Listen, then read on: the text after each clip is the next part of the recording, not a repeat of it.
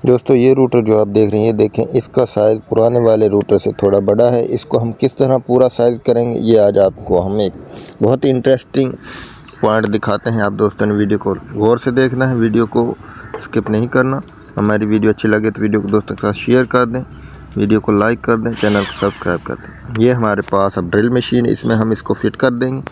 इसको फिट कर हम इसको रेगमार की मदद से हम इसको चलाएंगे और रेगमार की मदद से हम इसको रगड़ेंगे। जितना हमने इसको रगड़ना उसके साइज़ के मुताबिक हम इसको रगड़ कर पूरा कर लेंगे। ये देखिए अब हमने मशीन में इसको फिट कर लिया है और इसको रगड़ रहे हैं।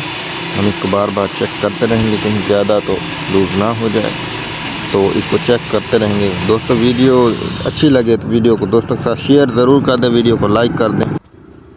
ये देखिए हमने इसको इस पर रगड़ रहे हैं।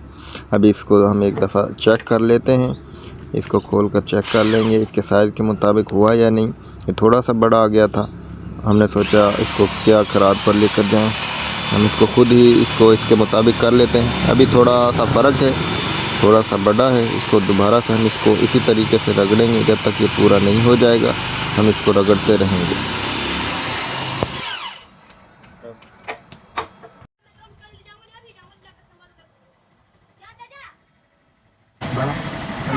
ये देखें, ये हमने इसको रगड़ा और रगड़ कर इस रूटर के बराबर, पुराने के बराबर इसको इसके साथ कर दिया। ये हमारा रूटर बड़ा था, इसका साइज़ अब पूरा हो चुका है। अब इसको मशीन में फिट कर भी दिखाते हैं।